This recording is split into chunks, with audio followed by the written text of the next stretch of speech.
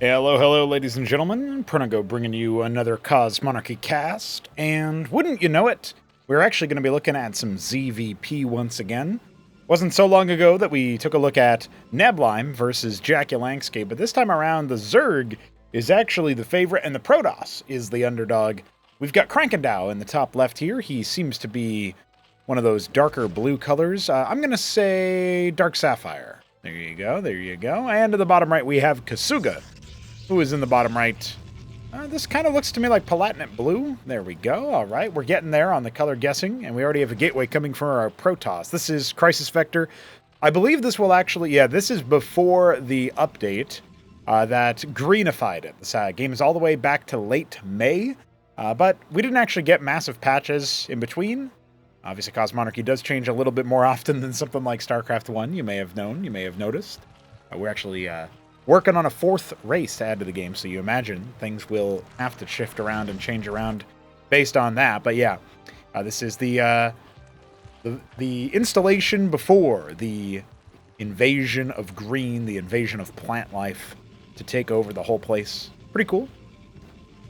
Now we do have a 2-gate opener versus a, Kagrant Pool Larvosk opener here for Krankendau. It's going to be a fairly bog standard start, I think. But I am interested in seeing how these two players are going to play this matchup out. Krankendau likely has to play against Protoss because Neblime is favored in his opening match in the round of 12 of the Throne Room stage. Of course, by the time that this will have hit you guys, it will have already been played out. So likely Krankendau going up against none other than Neblime in the quarterfinals of the Throne Room stage.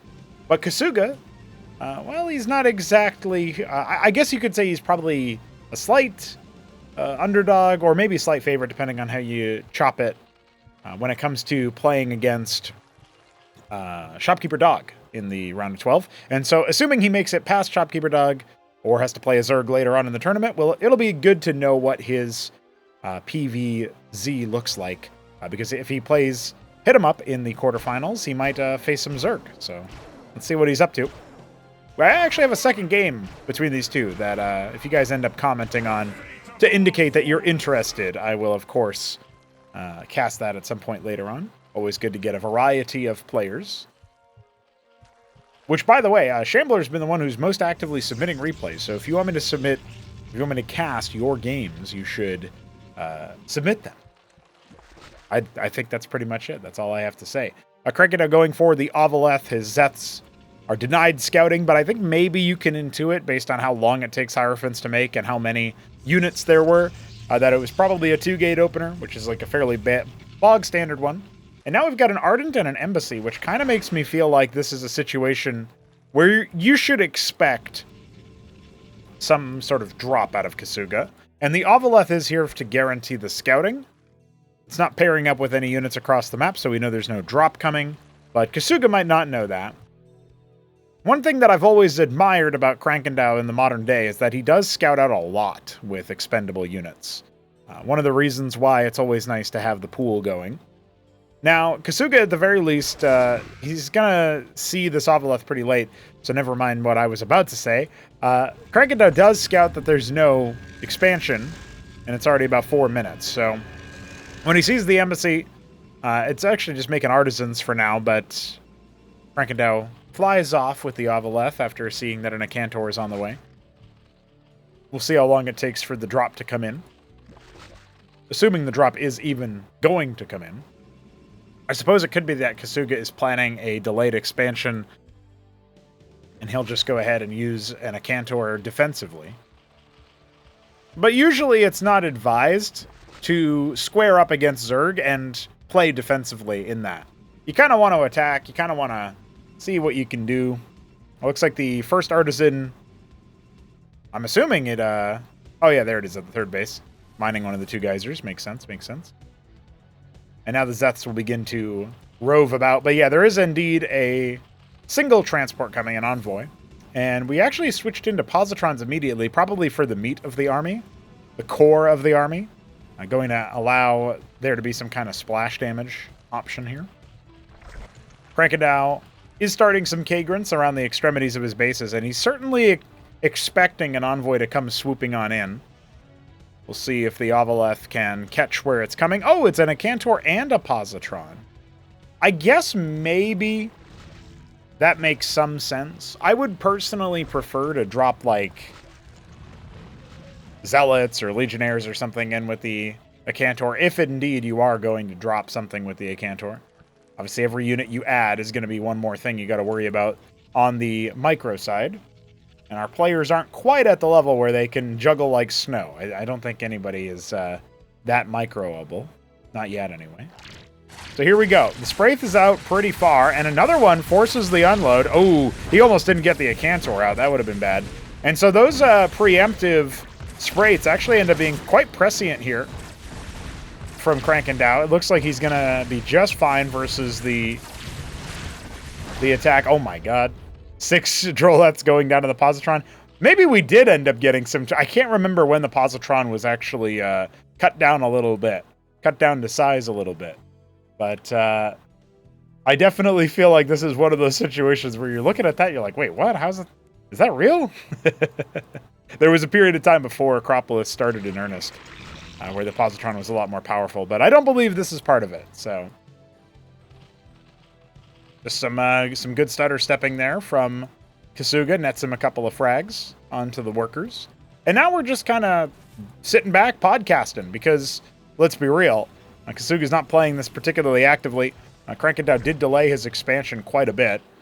Losing 6 workers in this stage of the game is not what you want to do as Zerg, but it's honestly, like, he didn't really build a ton of military units. He's got an okay economy. I don't think anything is really that bad there. But he is definitely a little bit behind in terms of Vespene income, courtesy of the artisans. And he kind of sat back himself despite not being pressured, which, fair, you know, as the Zerg player, you don't necessarily need to go the distance, but I think it would be nice. Now, at this point, we are going to be looking at, you know, ridge caps coming online for both of our players. Only 1 Sedent on the way for Kasuga. Kind of uncharacteristic. He almost always makes it, like, super early, actually. I wonder sometimes how early he will do it, and whether it's still good at that point. The Zethicors are starting to canvass the area and eventually will stumble upon this base being set up. We've got 3 Wardens, a Gateway, and, of course, the Scribe actually will end up getting bopped here. Oh, yeah, I don't think it's going to survive. The Artisan will be able to deal with that, but, ooh, cheeky little burrow. Forcing even more attention out of Kasuga if he wants to clear that. Now the Hydra's finally scrambling into action. And with a couple of Drolets just sort of chilling, Krankendau is going to go ahead and take a 3rd base with the double gas to boot.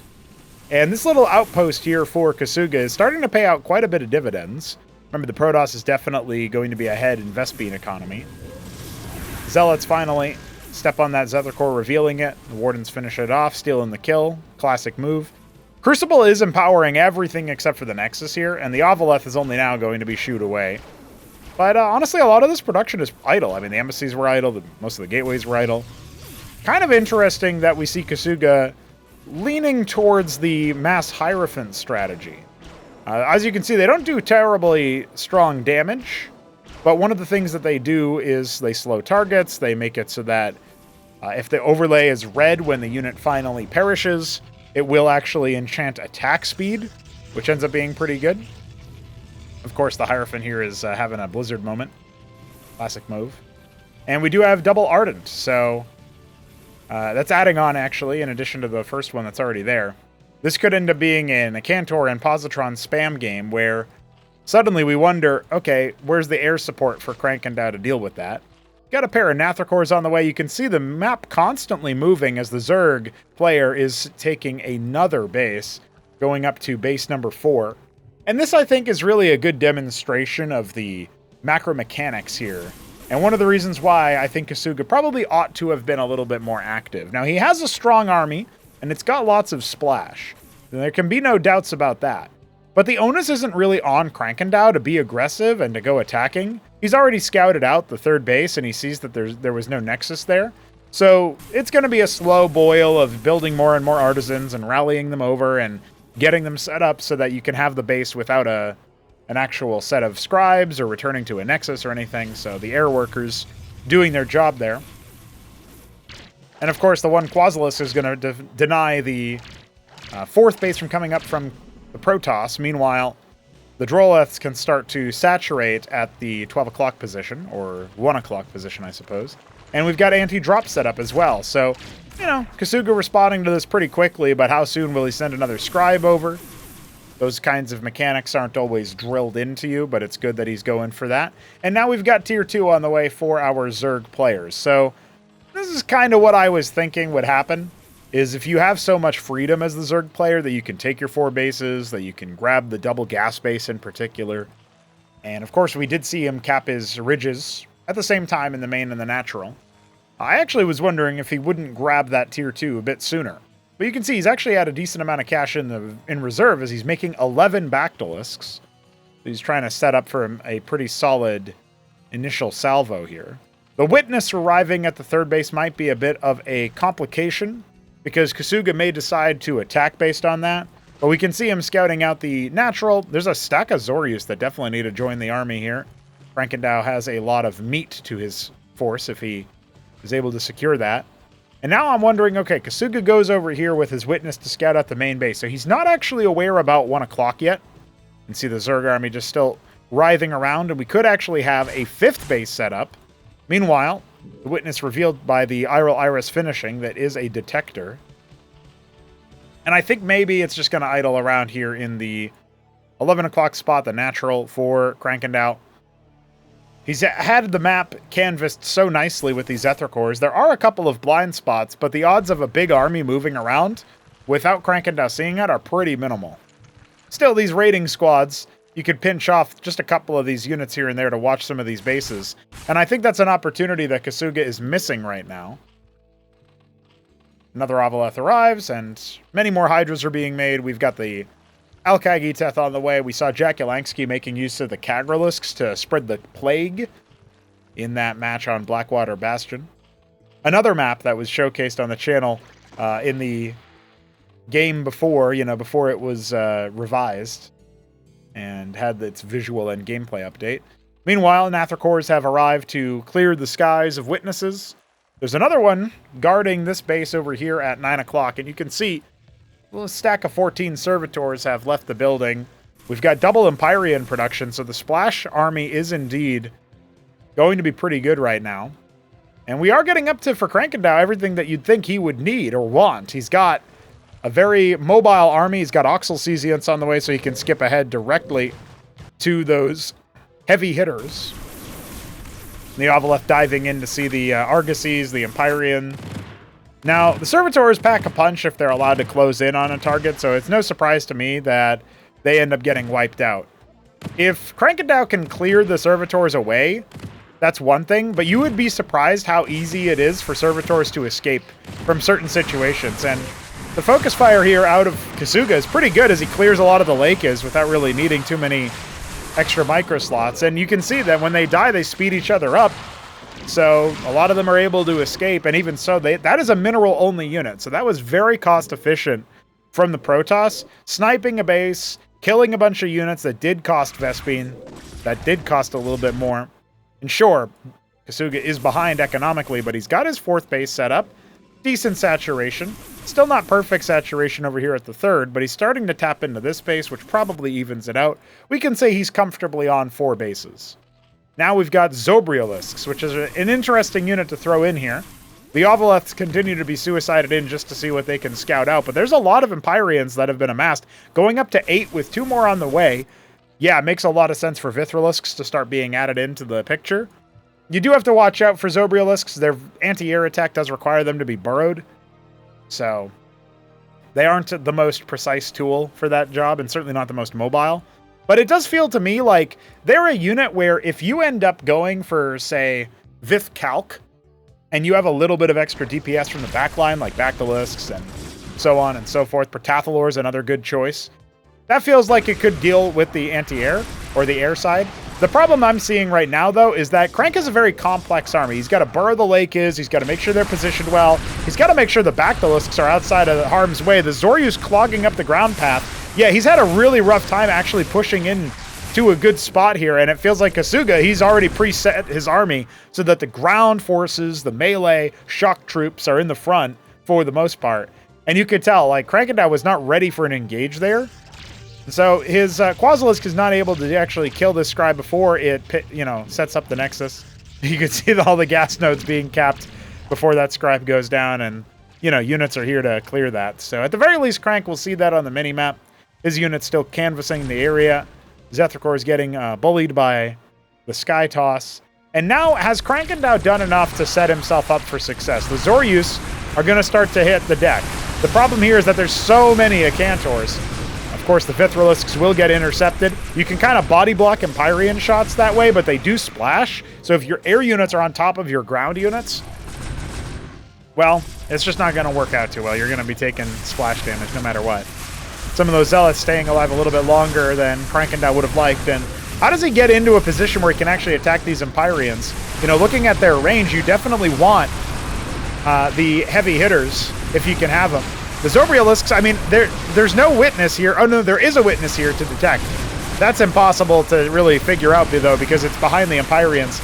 Yeah, it feels like the mulch is about to happen where Kasuga is just going to be able to charge through here. All the lake is dying. The Zobrialisks are the heavy hitters for the DPS at this point, and they're only able to attack ground while they're not burrowed.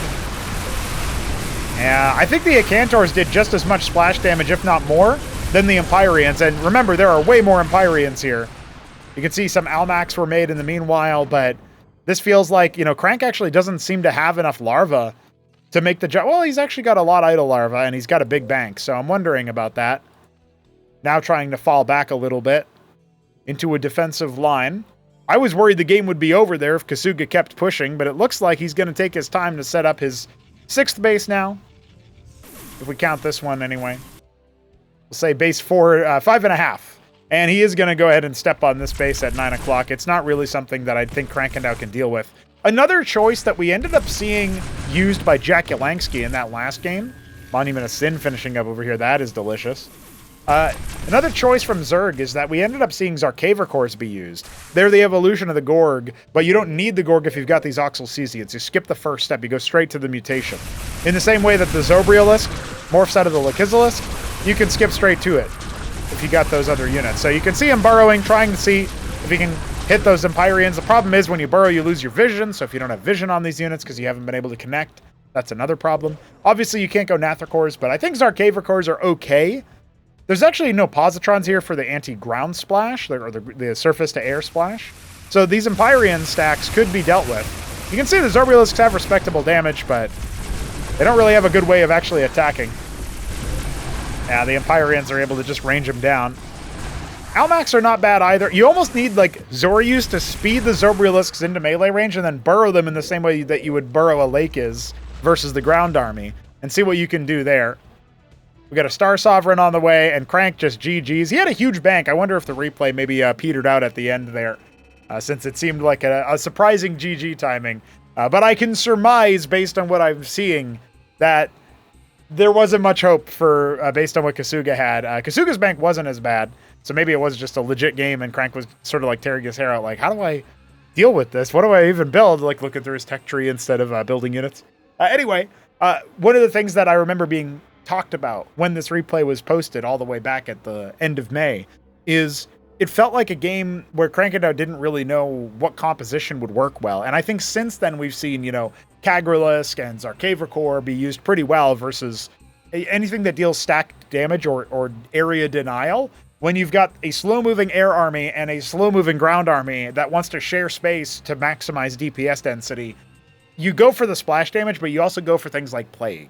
And I feel like that ends up working out super well. So that would be my advice. We saw Jack Yelansky leverage it. Bit of a podcast episode here instead of a more action-packed frenetic cast over. But maybe that was easier for you guys to learn at the same time. There's a push and pull to it all. If you're newer to the project, you probably thought a little bit about the economy. You probably had a little bit of thoughts about how these players end up going about it.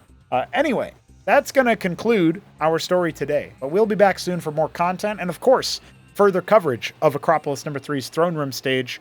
The quarterfinals timing, as far as when I stream them, will have been announced by the time this video goes live. So check that out on our Discord server. And remember, you can support the project, financially through donations. If you want to use our Ko-fi page for that, we would be much obliged. We give you some perks if you donate monthly, and one-time donations are also appreciated. GG's, lads. We'll be back soon.